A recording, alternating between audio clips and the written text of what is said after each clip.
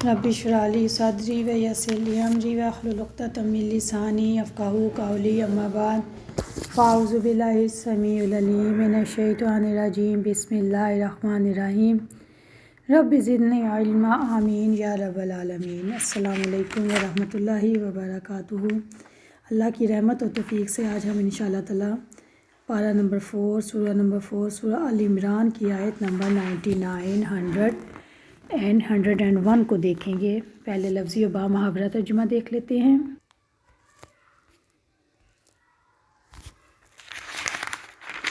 कुल आप कह दें, या अहले किताब, ए अहले किताब, लिमा क्यों तसुद्दूना तुम रोकते हो, अन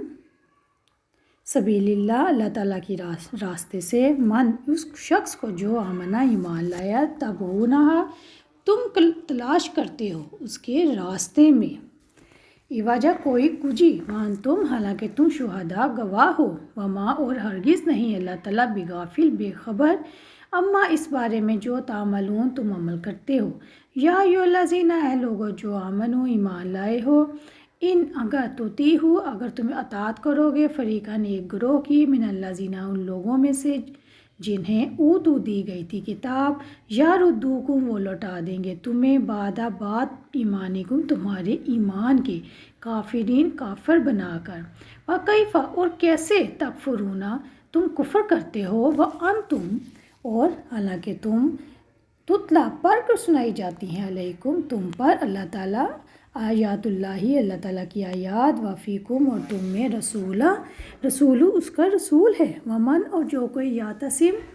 मजबूती से पकड़ेगा, बिल्लाही अल्लाह ताला को, फ़क़त तो यकीनन हुदिया वो हदायत दिया गया, इला सिराती मुस्तकीम सीधे रास्ते की तरफ। अल्हम्दुलिल्लाह यहाँ पर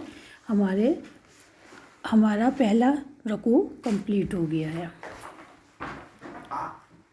आप कह दें कि अहले किताब तुम क्यों अल्लाह ताला की राह से रोकते हो उस शख्स को जो ईमान लाया है, तुम इस राह में कुछ ही तलाश करते हो हालांकि तुम गवाह हो,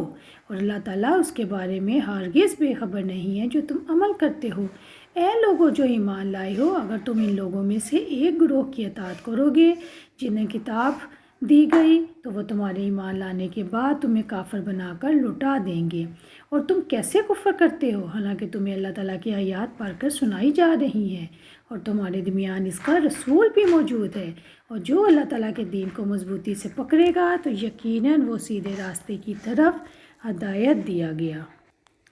आयत नंबर 99, इसमें अब आप देखें, अन सबीलिल्लाह अल्लाह ताला के रास्ते से,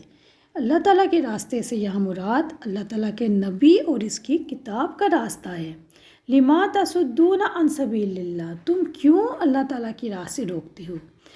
अहले किताब ईमान लाने वालों को अल्लाह ताला के रास्ते से क्यों रोकते थे, तो उसका जवाब ये है कि यहूद खुद तो कुफ्र करते थे, लेकिन अब इनकी इतनी जुर्रत हो गई थी कि तरह तरह से दूसरों को भी दीन हक से रोकने की फ़िक्र में लगे रहते थे। अहले किताब हक को नहीं मानते थे, इसलिए इन्हें किसी का भी हक पर चलना गवारा नहीं था, और इसी तरह बातिल परस्ती और बातिल से मोहब्बत का ये तकाजा था कि वह हक से रोकें, इसलिए वह बातिल की हमायत में लोगों को अल्लाह ताला के रास्ते पे चलने से रोकते थे। सवाल है कि इंसानों को अल्लाह ताला के रास्ते से रोकने के क्या नताइज सामने आते हैं। याद रखें, इंसानों को अल्लाह ताला के रास्ते से जब भी रोका जाता है तो नंबर 1 इनके मामलात ख़राब हो जाते हैं, नंबर 2 इनके अंदर से इस्तिकामत ख़त्म हो जाती है, नंबर 3 अच्छाई और बुराई के पैमाने ख़राब हो जाते हैं, नंबर 4 ज़मीन के निज़ाम का हर शोबा टेढ़ा हो जाता है, मसलन तालीमी और माशी निज़ाम ख़राब हो जाता है, इकनॉमिक सिस्टम। नंबर 5 इंसानी ज़िंदगी में बिगाड़ पैदा हो जाता है, क्योंकि ऐसी सूरत में ज़िंदगी सीधे रास्ते की बजाय कुजी और बिगाड़ पर कायम हो जाती है।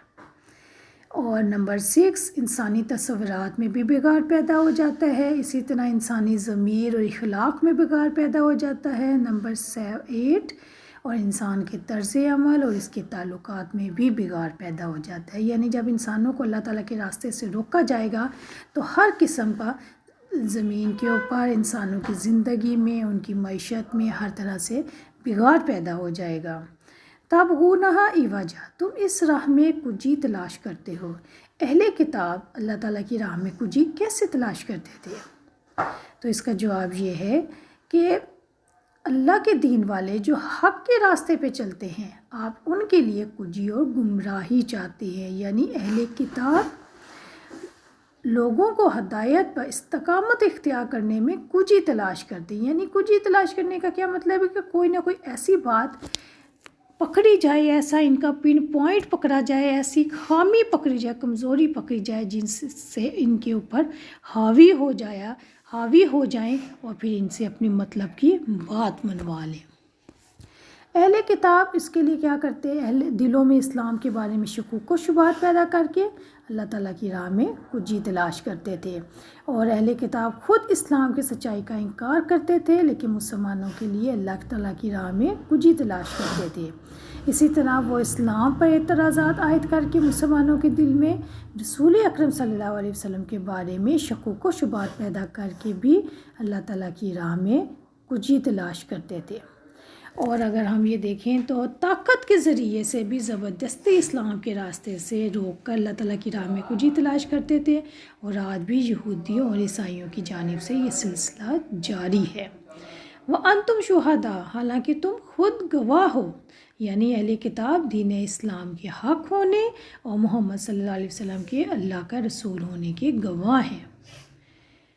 اب سوال ہے کہ یہود کیسے دین اسلام اور محمد صلی اللہ علیہ وسلم کے رسول ہونے پہ گواہ ہیں، کیسے وہ بن گئے گواہ؟ تو پیاری بہنوں، پہلے انبیاء کرام پر جو کتابیں نازل ہوئیں اور جن کو یہودی پڑھتے ہیں، اس کی وجہ سے یہودیوں کو کتاب سے پتہ چل گیا تھا کہ دین اسلام کیا ہے، اور محمد رسول اللہ صلی اللہ علیہ وسلم آخری گواہ، آخری رسول ہوں گے، اور وہ جب انہوں نے پڑھ لیا تو اس کا مطلب ہے وہ اس پر گواہ بن گئے۔